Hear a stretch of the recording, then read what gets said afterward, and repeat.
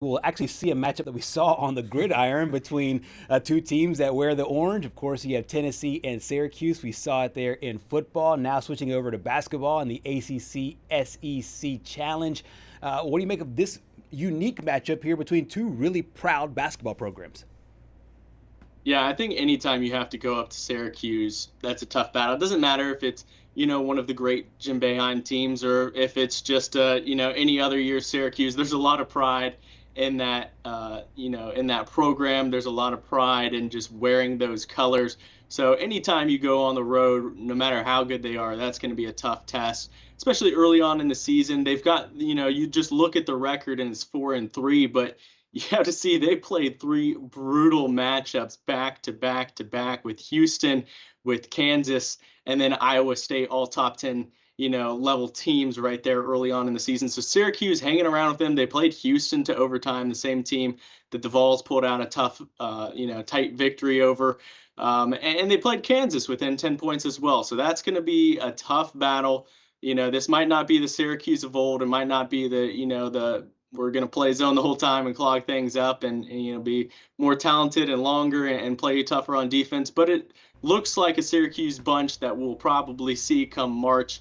Depends on how well they can progress. But I would not be surprised if this team is, a top 5, 6 seed heading into the tournament come March. And that's exactly where the Vols think they can be, if not, a good deal higher. I thought you were talking about Syracuse being a top 6 seed there for a second. I was like, I don't know. I mean, they did hang around with Houston, and, I'm a devoted Syracuse Orange, back in the good days when they're actually good and the dome would actually sell out. But I mean, you were kind of talking about it a little bit. When people actually show up to the games. Now I know there's a big snowstorm up there going on right now, so it might be a little bit of trouble getting to the game here tonight. But usually this early in the season, you don't see two teams that play each other with a common opponent already, and that being Houston and Kansas as well. Now that I'm just realizing that.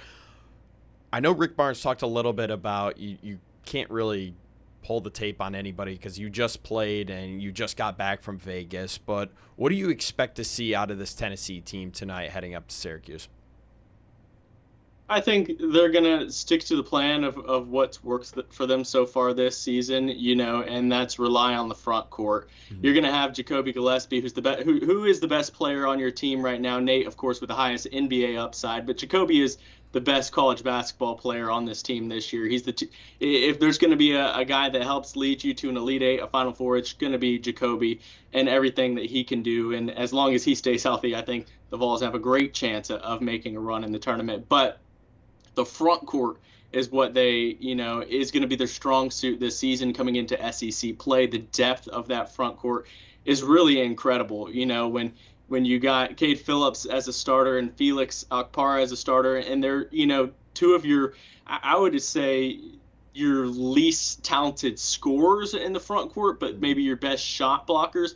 And then you got JP Estrella coming off the bench, Jalen Carey coming off the bench, and the true freshman, and Dwayne Brown, that he's just someone who Rick Barnes has said all season he's been our biggest surprise. When a true freshman can come in here and play some considerable minutes and get you, off of a 5, 6, 10 minutes, and he's already there with like 6 points and 7 rebounds. That's the best you can do with your 5th best forward. So the front court is going to be something that they're going to rely on. And of course, the 3-and-D action from guys like Bishop Boswell, who really has been playing a big role, especially in that win against Houston. Mm-hmm. He kind of willed them to victory against Houston. But the front court is certainly what the Vols are going to rely on to get a win tonight and really throughout this entirety of the season. Yeah, really important, really interesting non-conference matchup there on the road. We got a chance to hear from Rick Barnes previewing the Orange. No, but now we have enough film. Obviously, we just came out of a tournament where they played, I think they had the toughest schedule out in Vegas. I mean, 3 of the hardest games, and they competed at an extremely high level, totally different team. And again, I'm impressed with Coach Autry and what he's doing, how he's, again, putting this team together. And they took Houston to overtime, and they're a good basketball team. And but we again, they're getting back just like we have. I'm sure they cleaned up some things, like we had to clean up some things, maybe added a couple things here or there, but I think they probably gonna have a pretty good beat on us, and we feel like we'll probably have a pretty good beat on them, but you'll still have to make some adjustments as we go through the game. Sam, these two teams played last year in Knoxville, and the game was not close at all. Do you expect it to be a little bit closer this time around? I think Tennessee's a 7.5-point favorite on the road. I do. I think obviously home court advantage at the college level, whether that's football or basketball, it certainly plays a lot bigger difference than maybe in the NBA. And I do think that this team is still trying to figure things out. Any given night you could have the team catch fire, and then next thing you know, that game that around a 6-7 point game turns into a 15 to 20 point game.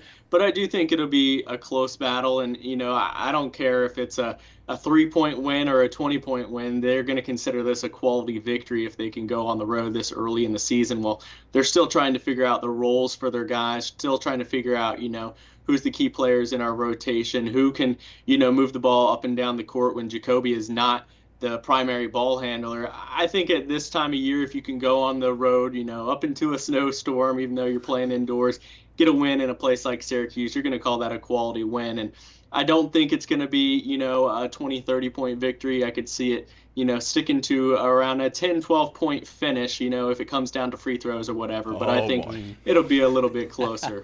Don't say the words free throws. Free throws. You're talking about the Syracuse Orange. Free throws are a 4-letter word when it comes to Syracuse basketball, especially in the early parts of the season. Patrick will be the first one to tell you that. That Houston game made me want to just rip my eyes out. It was like, what, 17 missed free throws, and it took Houston overtime. I mean, it's just absolutely ridiculous. I think Vols fans wanted to come down free throws again, and same production there at home. Before I let you go here, Sam, one more quick football thing I had to do with bowl projections. So it looks like Tennessee is either projected to go to the Gator Bowl in Jacksonville, the Music City Bowl close by there in Nashville, or the Duke's Mayo Bowl in Charlotte. If you're having your pick about where you're going to go cover this Vols team in their postseason game, where are you picking?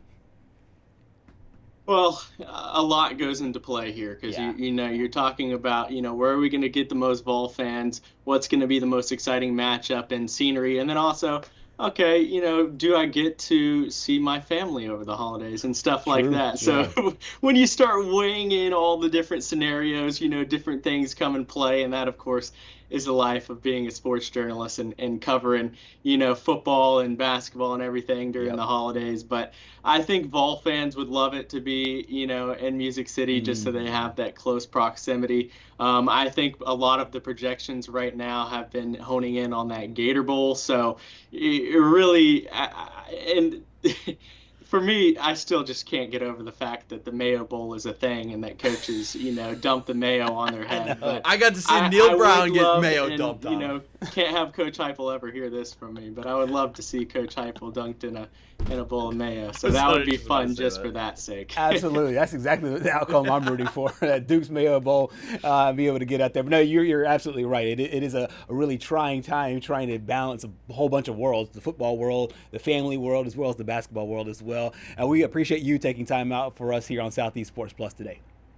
Yeah, take care, guys.